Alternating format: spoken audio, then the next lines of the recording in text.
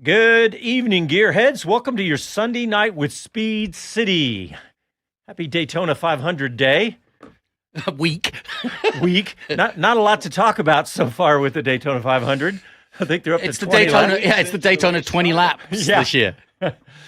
But we got lots to talk about. I'm excited. Jonathan Green is back in the house. Greenie, Hey, how are you? buddy? Yeah, I'm good. I'm tired, jet lagged. I'm fed up because I haven't got back on my sleeping pattern. But I'm here, and I'm looking forward to a new year. It's my birthday next week, and I'm ready to hit the ground running. Bob Varsha up in Atlanta. How are you? Doing well, despite some pretty crummy weather that you may have read about. Lots Yeah. of trees down, power out. But Is hey, I it live in a Kentucky or building you with that are getting the generators. worst of it? What's that? Is it Kentucky or you that are getting the worst of it? I don't know. I haven't been to Kentucky today. Is it Oh, bad okay. up there? Well, come on, Bob. How can you do a weather report without being informed?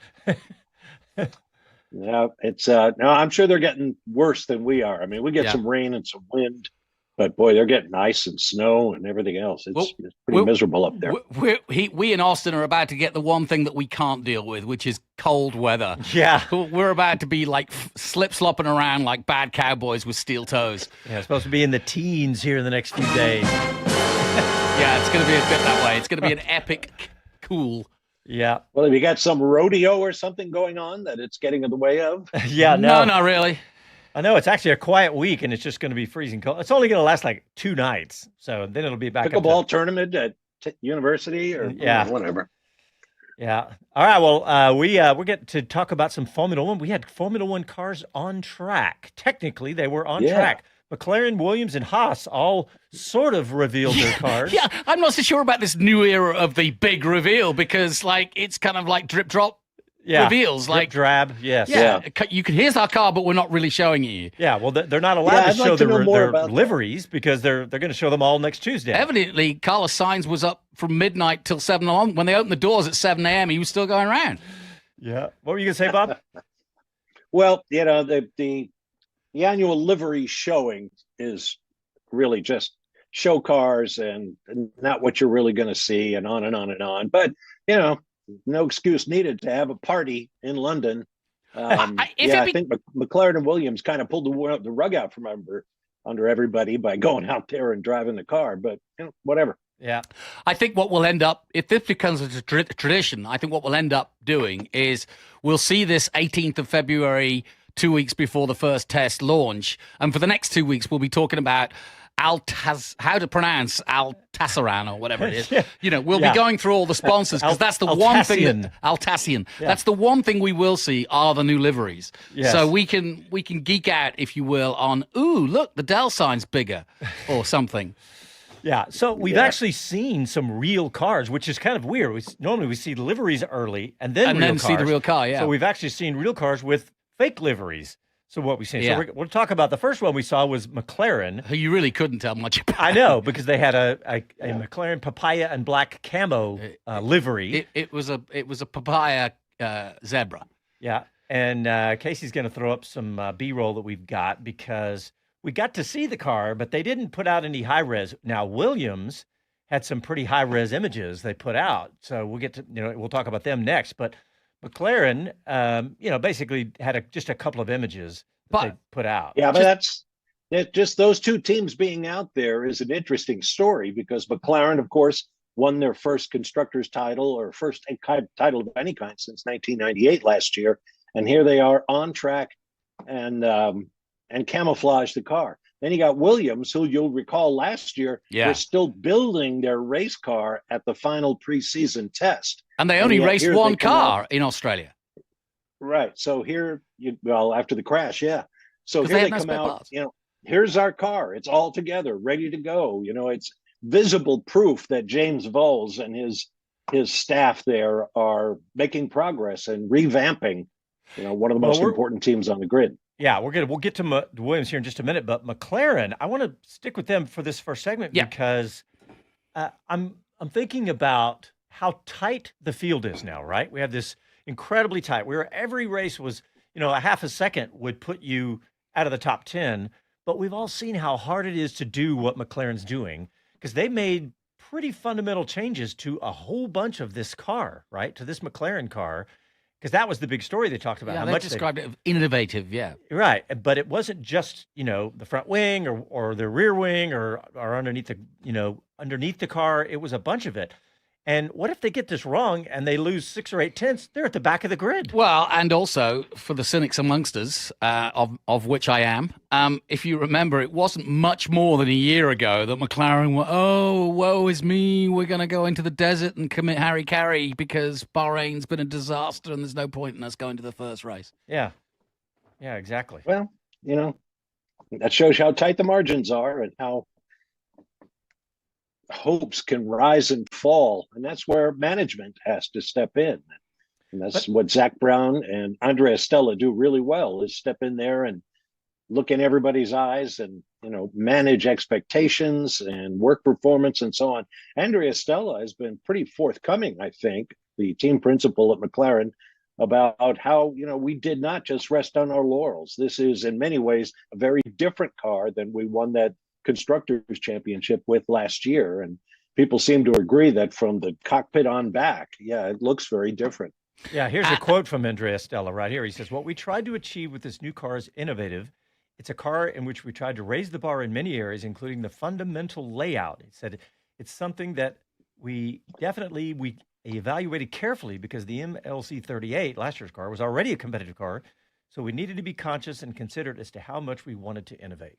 Yeah, and having said what I said about how it was doom and gloom, on the flip side of that, this is, Bob quite rightly says this is a different, this is a different team. And I would say that it is a different team. We saw this team come into its own and become a new world champion McLaren team like of old, perhaps not of the Teutonic way, perhaps, that Ron Dennis did it back in the day, but definitely this was a coming out for this group of people, and I believe there is a swagger and confidence amongst these guys now, and that's why I think they've taken a chance here. And you've got to take your hat off to them. If they just, we don't really know, but I like the way they're talking, and we're going to get to Williams in a minute, but I have a similar thing to say about them too. But it bodes well.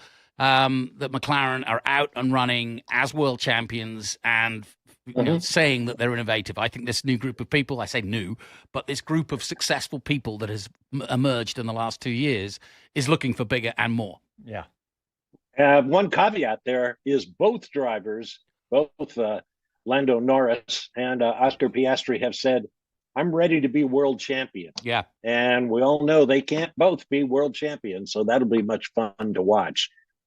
And even more important, nothing fell off of either the McLaren or the Williams, which doesn't always happen that way in the earliest runs of Formula One. And you'll hear Still about tests to come. Well, you'll hear about something that fell off one of the cars here in a few minutes, because I just saw something about the Haas car that fell off during their little. Did they get their automation wrong? Yeah, but let me read this quote to you from Andrea Stella, because it's kind of a good summary. It says, "Pretty much every fundamental component of the layout has been subject to some innovation in order to gain, sometimes not only by marginal gains, some technical opportunities for development." It says everything has been subject to optimization, some incrementally, some quite substantially. And he said that McLaren couldn't play it safe because of how tight 2024 has been, with McLaren, Red Bull, and Ferrari all closely matched. So in other words, they're all afraid that if they sit still, they're going to get blown away, just exactly as I described at the top of the show. What if they lose, 3 or 4 tenths? They're out of the championship hunt. But this is surely a year of evolution rather than revolution. Am I right? Would you? In terms I would of agree design? with that. Sure, Yes, but yeah, absolutely, because the big changes are coming in 2026. It's probably a note of confidence as well that they gave a new contract to the aerodynamicist Peter Pedromu. Yes, good point. So, yep. Sounds like things are looking up in McLaren land. And we should find out soon in the season, because he says we have not changed our approach or the rate of development with a front loading of our developments. So he said McLaren's launch is roughly what we'll be seeing at the end of Bahrain preseason test at the end of the month. So it's going to be a fun start to the season, I guess, is the bottom line with that. Yep. Well, long way to go to get there. Yes, that's true. But look, I'm looking at the car, and the only way I could really tell the difference is I I think it wasn't Joe Sayward. Who was it? It was one of the technical guys. Kind of did a walkthrough, and he did it. And he was like, "Okay, this is changing the front. This is changing on the front leading edges of the front wing, the back edges, the left, the right, and then went all the way down the car. And it looks, when you do that, you see how different it was from last year's car. I mean, it is very different from front to back. So that is, I mean, that's the bottom line. And it's going to be a big difference. It looks like." All right, well, let's get a break in real quick, and then we'll talk Willams F1 right after this.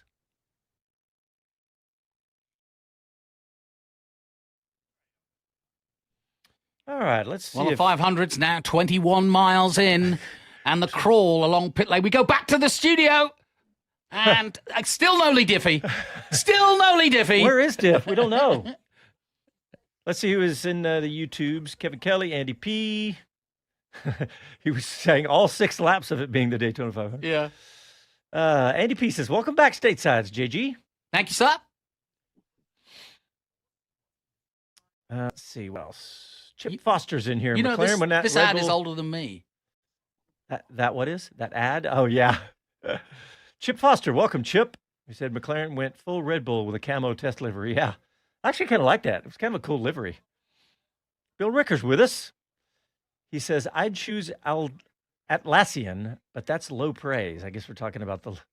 Well, whether it be Oracle or Microsoft. Yeah. By the way, we'll talk about Atlassian because I studied up on them. I've got one thing that I haven't put in the doc, and I don't know if you talked about it. I'd like to talk about Cadillac. Sure. Why not?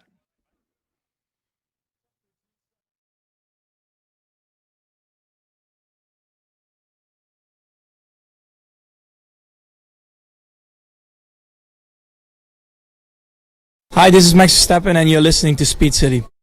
Welcome back to the fastest hour in radio, Speed City. All right, the next car to reveal themselves, the 2025 Willams F1 car we got to see at Silverstone, another filming day.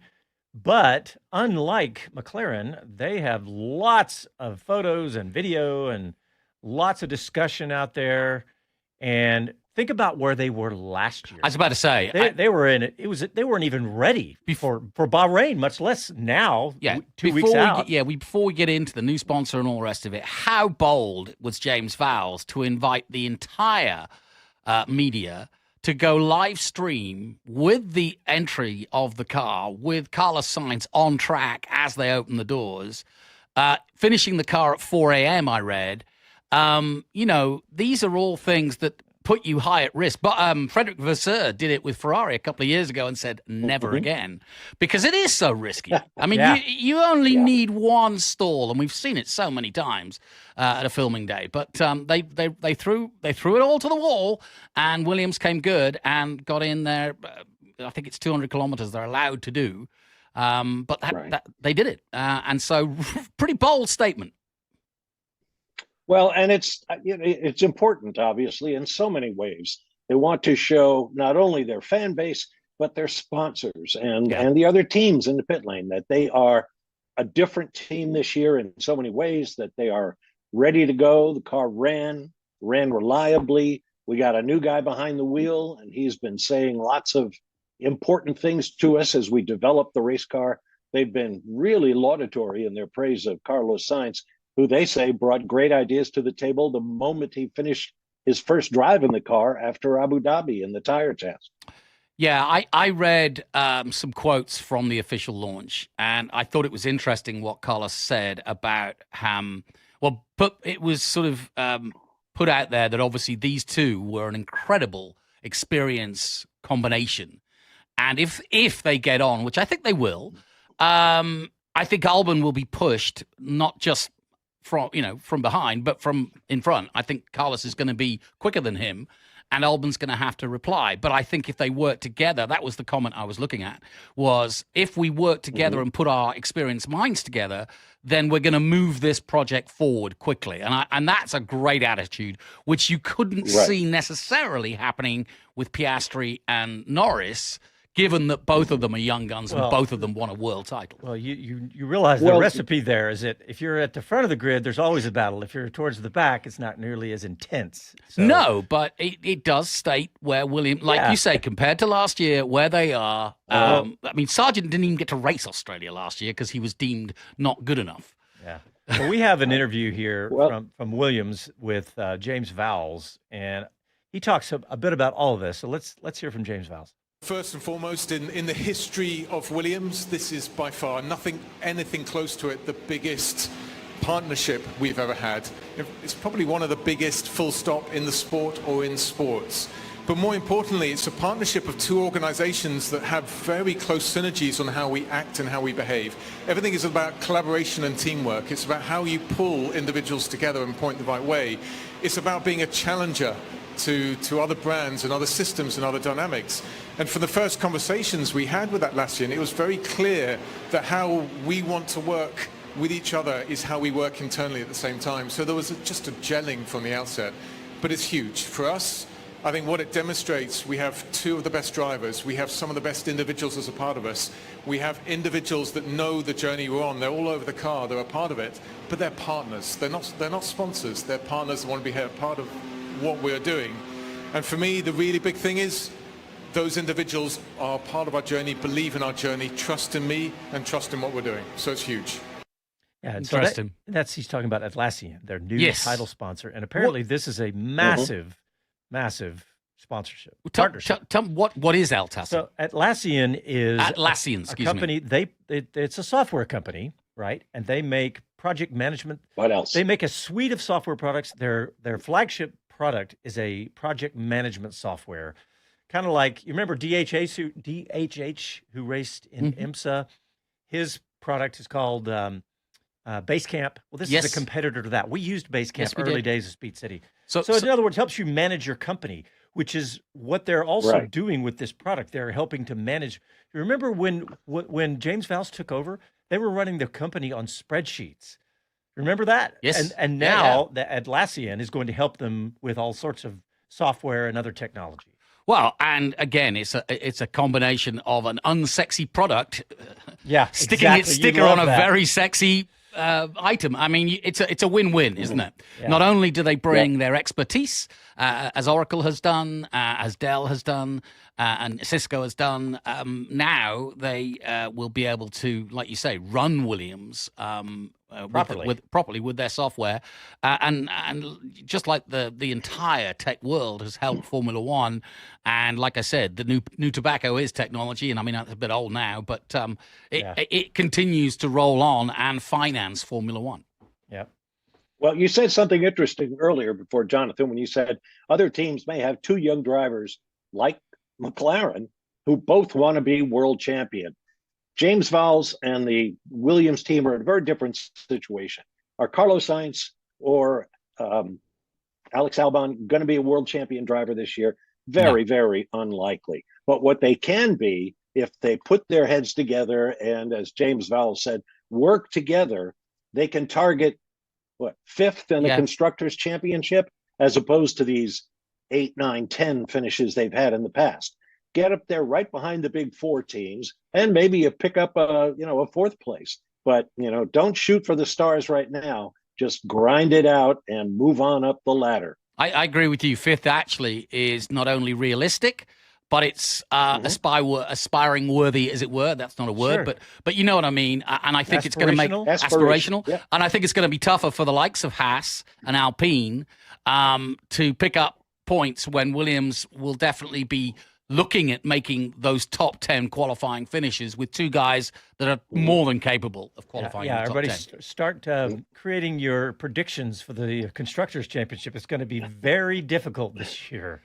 Well, Audi are going to be last. Going back. That said, you never know. I know you say that. Now that we're going to clip that out. Yeah, Hulkenberg changed that on me last year. Exactly. Well, thinking about James Vowles, I was watching him. I pulled that little clip and I watched a whole bunch of him, and I'm thinking, this guy is just so impressive. He gave us so much time last year on the radio. Yeah, but you know the trouble with Vowles. What? He's not a constant. But I picture him. In fact, I looked it up. I was like, did they give him ownership? Doralton Capital, the American company, because he's changing this. There's no question in my organization. mind that he's much more of a Toto Wolff figure, and that's what he comes exactly across who I as. was thinking of the whole He's time. learned from the maestro, and he acts like him. You know that when you're talking to him and how open he is, you are talking to the driving force behind Williams. No question about it. You name me somebody else who's got that chutzpah about him, personality. I mean, I wouldn't say he's veering on the Gunter personality in terms of, right or wrong, but he's definitely in the Malcolm into the Toto Wolff side of it, or the Christian Horner side of it. He's much more confident. We all know how each new contract sets a new precedent in just about any endeavor.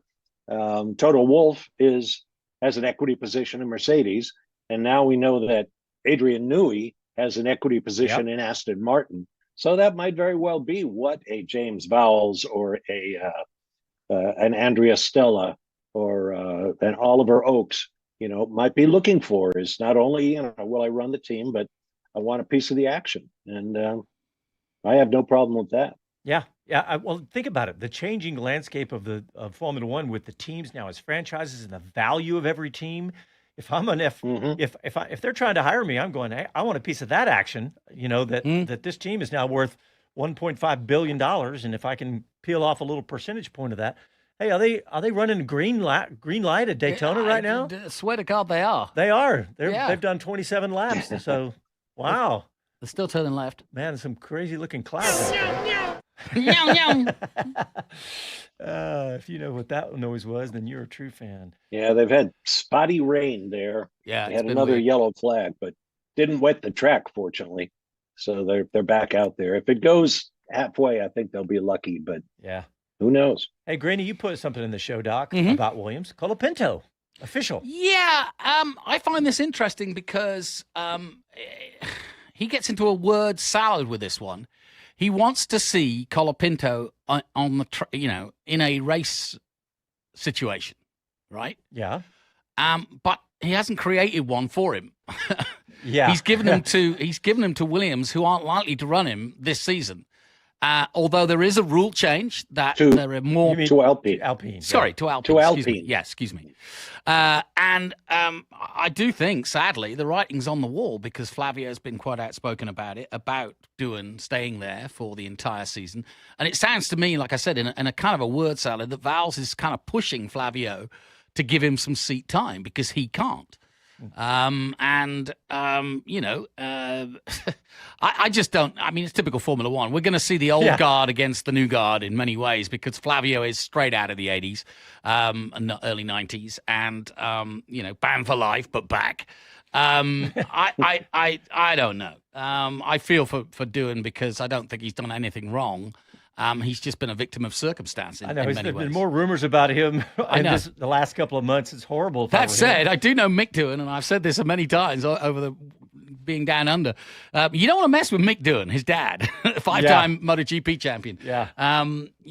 But he'll have his management in there. But he's really got the target on his back. If Lawson's got to find 0.3 or be 0.3 behind Max, then Doohan's got to be ahead, quite literally, By the way, at Alpine. You just mentioned being down in New Zealand. We just jumped right over that. You were down there. I've got the biggest story of the lot. Yeah, the biggest driver story in Formula One over the winter of the up and comers. Spent 5 weeks with him by far. I mean, he's a pretty impressive guy. I come back. I think Lewis Hamilton might disagree with that, but okay, go ahead.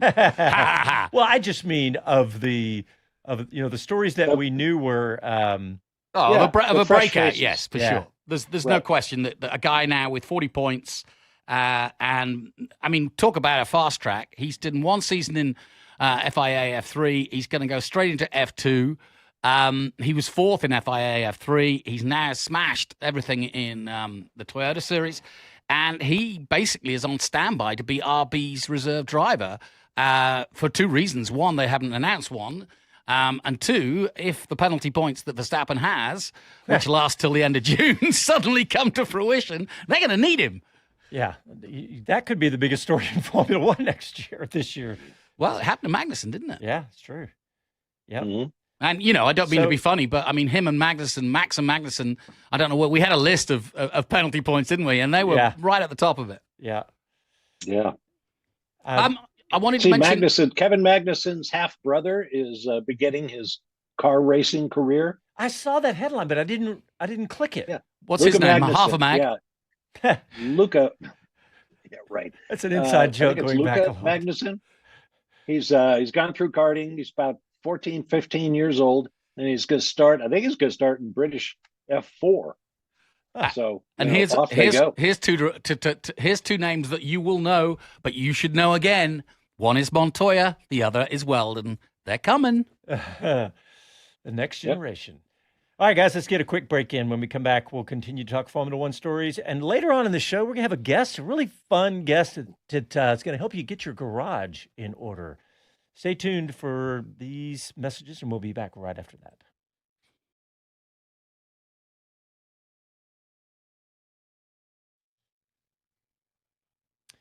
All right, we're still live on YouTube. Let's see. Bill Ricker's joining us. He's talking about, let's see. Oh, right on. Solid software companies, more reliable software than the cryptocurrency. Yeah, I do like that, because you never know what's going to happen. Or the Russian fertilizer king. Yeah, good point, Bill. To answer David Lawrence's question, yes, Tsunoda is officially the Red Bull reserve driver, first in, so to speak. So if Lawson doesn't cut it, or if, as I said, Max has a problem, Tsunoda's in the car. And that, again, would promote potentially Lindblad. There's only one other, I think, Iwasa, who has the full 40 points. Yeah. And I don't think he's even in the conversation at the moment. Yep. I agree with David. He says, I hate it for Jack, cutthroat, and just sad for him. But that's just Formula One, man.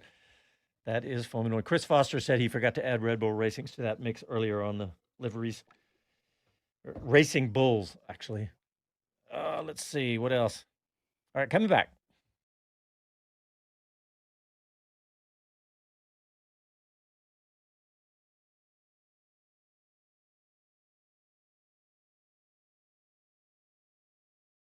Hi, this is Karun Chandok, and you're listening to Speed City. Welcome back to the fastest hour in radio, Speed City. Yeah, we were talking to folks on YouTube. People are going to stop being funnier than me. That's not fun. Bill says a half a Magnum is a fifth. I like that. We need a drum roll, Casey, or what do you call it? No, he knows when to use the drum while he's professional. Yeah.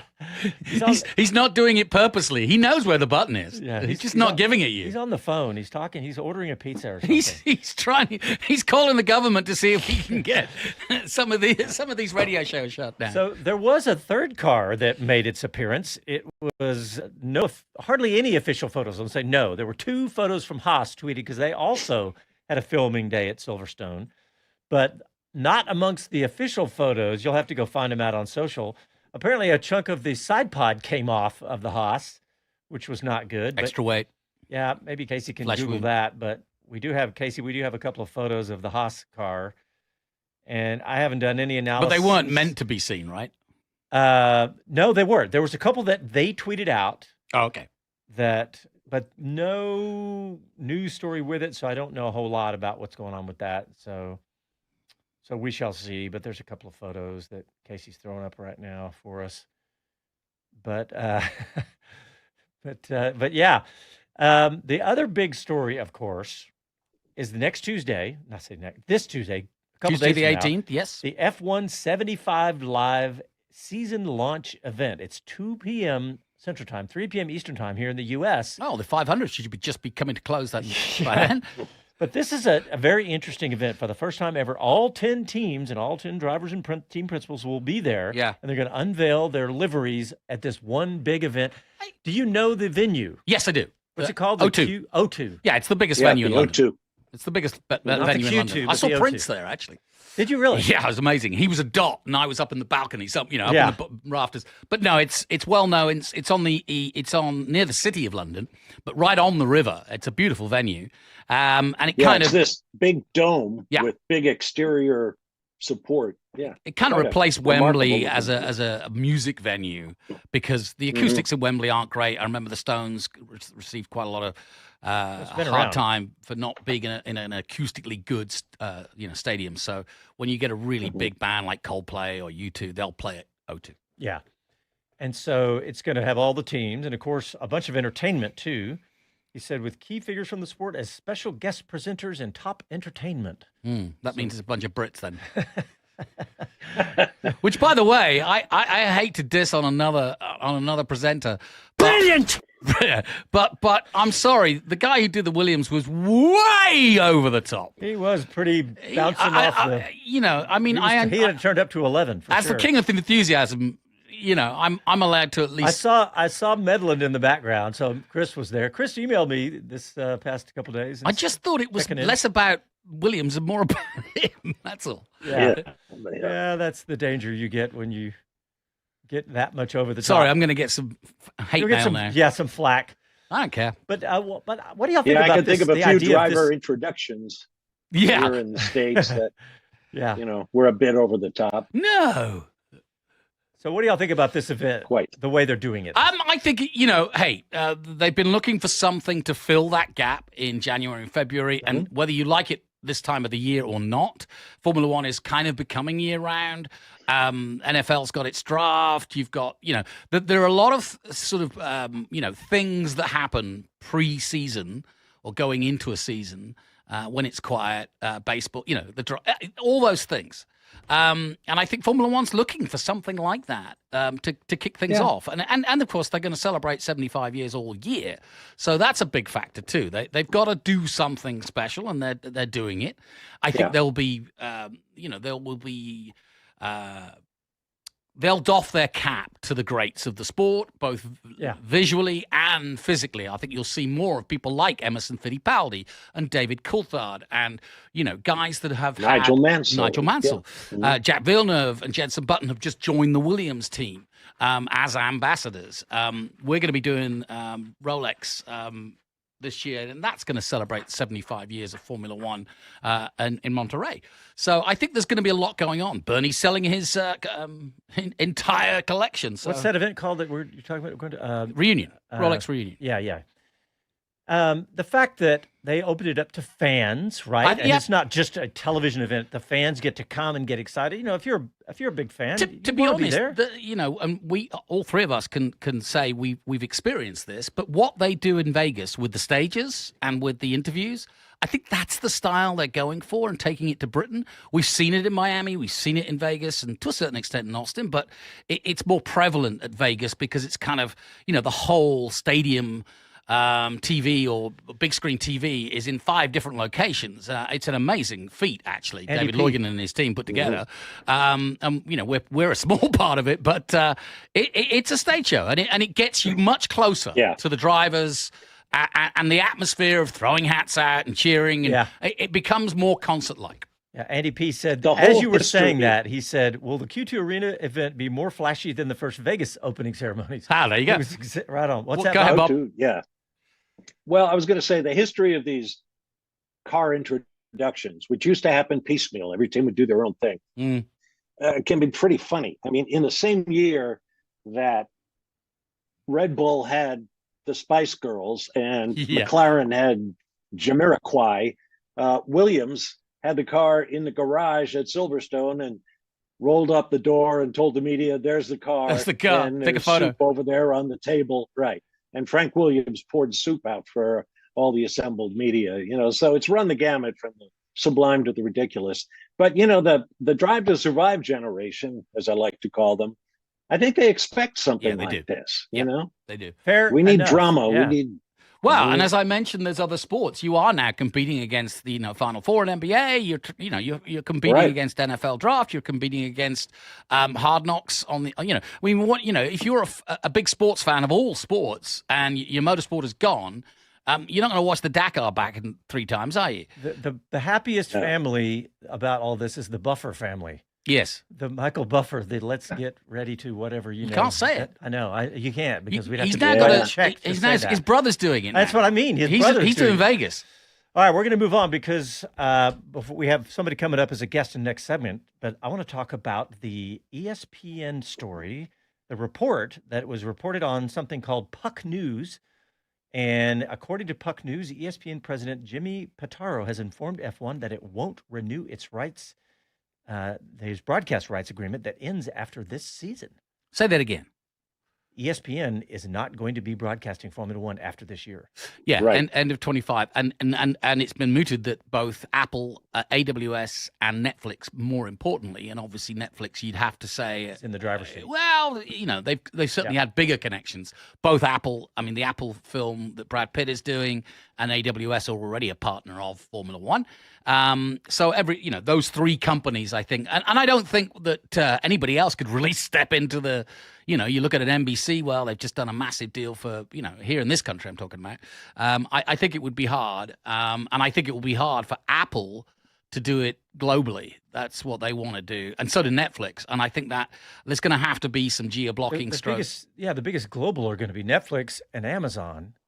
And then after that, but you've got to be careful. You've got rights with Sky and Australia and China and whatever else. You can't just cut the wind out of their sails. You have to get the countries that are not, pick up all those. But NBC was mentioned in there, and at least I say in there, not on. Well, it's the biggest. It's the biggest sport broadcaster in America. Yeah. So ESPN's been. You realize it's been since 2018. They've been doing that. The first 3 years, at least 2 years, were free.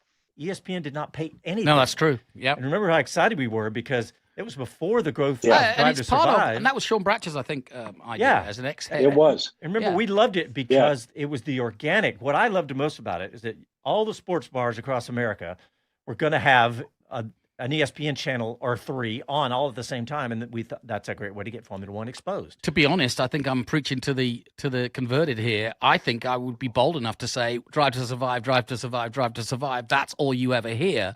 But if you're an insider in F1 and you've been around it, you would say that decision to put it, but not behind a paywall for that year, is as big a decision by ESPN, who, let's face it, have had to downsize in the last few years as one of the biggest purveyors over the last 30 years of live sport. They just aren't, there isn't the production anymore. They're still live around the world, but they're not doing the production that they used to do. And so for them to have done that back a few years ago to kick things off is actually just as much a part of the secret sauce, I think, of the success here in the States. Yeah, and I was just thinking about, remember, they went from, as ESPN went from free, they got the rights for free, and then they went up to 90 million per year. Yeah. And then, the quotes from ESPN, they were saying, there was competition last time around, and it's kind of the downside of what we do, bringing larger odds. In other words, they succeeded. They did a good job, but now they can't afford it. There's been, in that same story on Puck, you can hear them talking about how ESPN is watching a lot of dollars. They had a bunch of layoffs and stuff in the last few years. And you've got to think that 90 million for a show that isn't their flagship, i.e. that doesn't really have them all over it, like you see with the 500 Daytona here this weekend with Fox. Because it's really not their the same program. audience either. Well, it's a British audience. Well, I understand why they did it. That is not the same that's watching ESPN all the time. All the true. Younger and female mix, and it's not the typical ESPN audience, and so I think that's what I also think that younger audience is watching F1 TV a lot as well, which is hence the Buxton coming to America, all that kind of stuff. It all fits. Hinchcliffe, everything else. It's funny. Bob, am I pontificating, or do you think? No, I think I agree with everything you say. My attention's being diverted by a guest in my house, a nice orange cat named Marmalade. But no, the whole oh wow, as if Casey did that. I thought the cat did that. Get your attention? Wow, no, he's a ventriloquist. He's a ventriloquist. The whole TV rights situation is. What you don't realize is that our producer has 1,000 cat noises that he can go to at any buttons, time, and he's just itching to use them. Carry on, Bob. Well, but go ahead. Yeah, finish up, Bob. Well, no, as I said last week, I think Netflix is really in the driver's seat, although Jon Massengale, we shared an article last week that kind of analyzed the fact that Netflix may not be in the market for a season-long event like Formula One or any of the other major sports that have long calendars. But they have hired away Kate Jackson, who supervised the Formula One contracts at ESPN and the productions. And so I think they're serious about taking a run at it. And I hope she's assured them that she can do it. And I hope she hires some people that we all know very well and are very close to.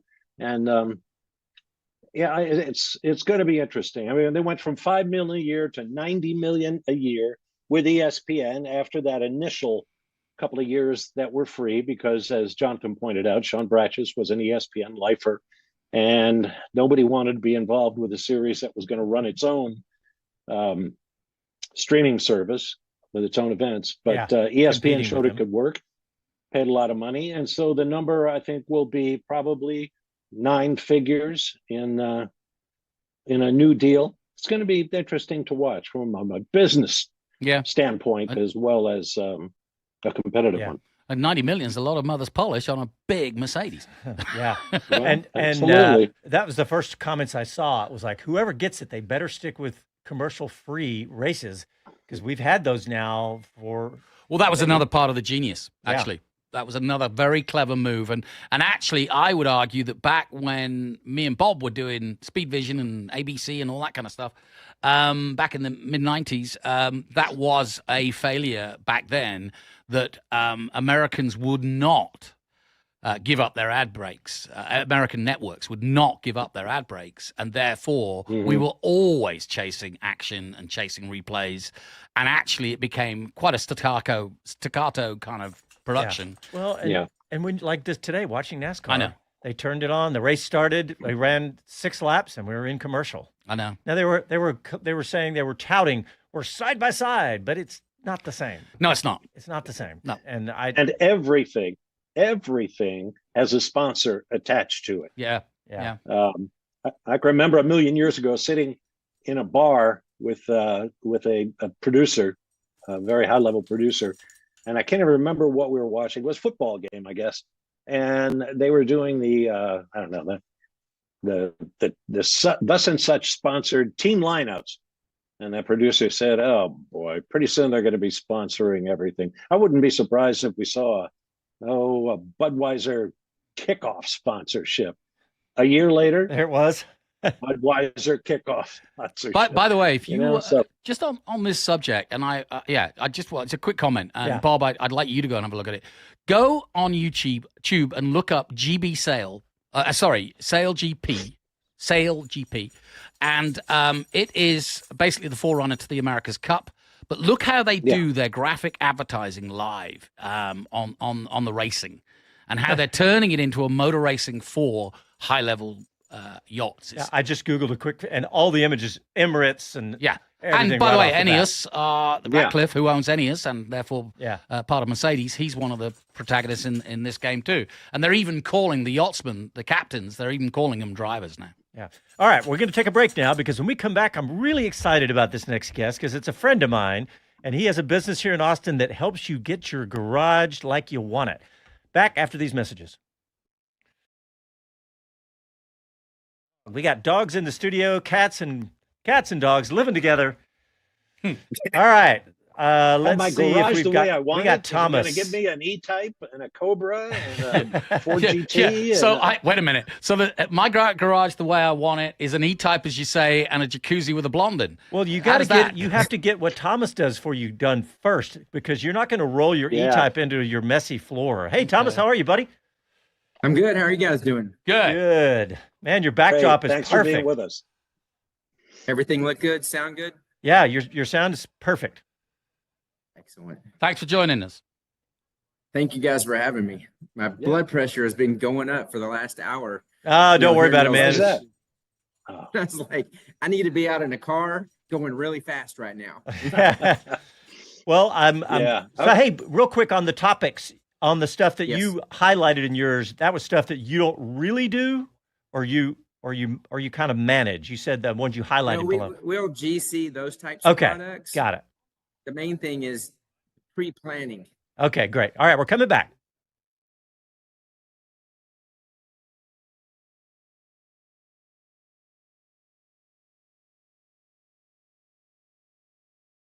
Hi, this is Jeff Gordon, and you're listening to Speed City. Welcome back to the fastest hour in radio, Speed City. Thanks, Jeff Gordon. And if you want an NASCAR update, stage 1, 9 laps to go. We've had 57 of 200 total done, and we still are under green. So at some point, they're going to probably run enough laps to call this thing. So that's pretty cool. All right, we're excited to have our next guest because we have Thomas Rutledge, and he's the owner of Garage Living of Austin. And Garage Living is it's Austin franchise. It's a new franchise, I say relatively new. And I stumbled across this, got introduced by a friend, and went over to see the showroom and was like, oh my gosh, this is the coolest place. And Thomas, welcome to Speed City. We appreciate you coming on. Thank you guys for having me. Well, I wanted to get Thomas on because they do, if you have a garage and it's just a normal garage with maybe even some unpainted sheetrock and a dirty floor, they can help you fix everything in your garage, from new flooring to shelving to workbenches to lighting to car lifts to even helping you. They can be the GC on a project to go crazy with it. Thomas, is that a good overview? I think that's a great overview. You know, we help transform those garages and bring them up, you know, extend that luxury inside your home out to the garage. And then sometimes we'll extend that luxury to your car condo. So, yeah, the car condo is a good point. Go ahead, Bob. I would imagine that, and I've seen your work, so I know that it would add to the value of a property. Can you quantify how much you add? Of course, it depends on if the prospective buyer is a car guy or not, but it just seems it's just stellar stuff to me. Right. We try to be the premium provider in the market, and trying to quantify the ROI is difficult because, you know, everyone can manipulate formulas, but really I know that the days on market, you know, when you go to sell your home and that buyer goes out in the garage and just would rather spend all their time out in the garage, kind of like all of us. It's nice to have a place to be. Thomas, let me tell you a story, because I had, Jonathan, you remember the house that I was in when you met me? Yes. Yep. So I had this fantastic, you know, basically a barn, a second garage out there, and I completely transformed it into a car paradise. Yeah. Put a 2-post lift in it. And when we put our house on the market, it wasn't one of these insane markets, high or low. It was kind of a normal market. But we got more than asking price for our house, and the realtor said 100% it was because of the way I had modified that second garage. Oh, as a niche thing? At the minute you would if you were a car guy, you'd give up a lot of things that weren't maybe to your liking for that. Well, it also helped me in my negotiations. You know, when you get into the nitty gritty when you're selling a house, I mean, that car lift made the sale of my home. And that is not an exaggeration. In fact, when the next house, my wife was like, oh, I guess you're going to put a lift in this one. In other words, we did so well with that, which I'm still in that house now. And yes, I have a lift. Hey, guys, we got a guest here that can do all of that. Hey, man, I am telling him that what he does for people's homes makes their house more valuable. He's going to let me go on and on about that. Yeah, well, we need to just start at the top of the hour then. Thomas, are you guys nationwide? Are you? We are. Garage Living projects. 50 locations between the United States and Canada, and there's actually 3 in Australia. Wow, nice. Oh, cool. So we started about 20 years ago.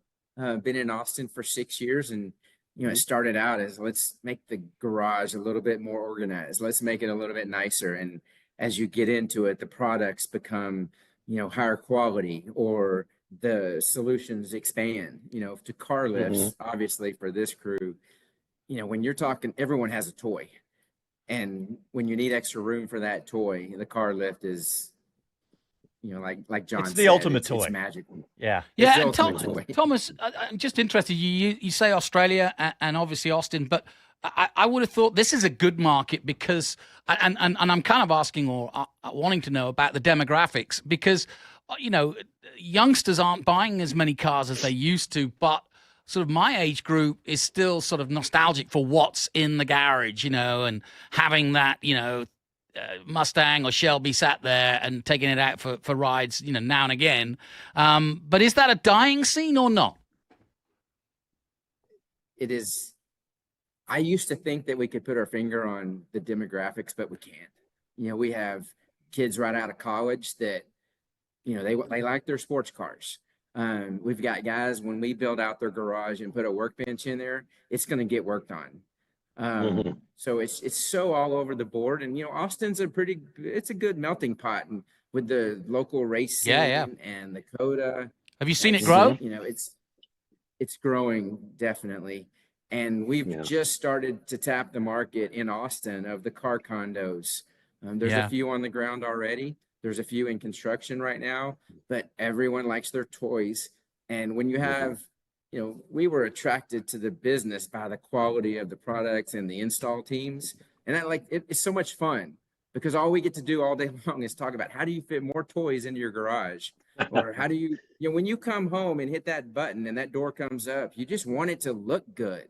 You want everything off the floor, everything to, my wife just sits out in the garage, walking on the floor sometimes, and she grew up in a car family, and she's like, I can't believe I have a garage this nice.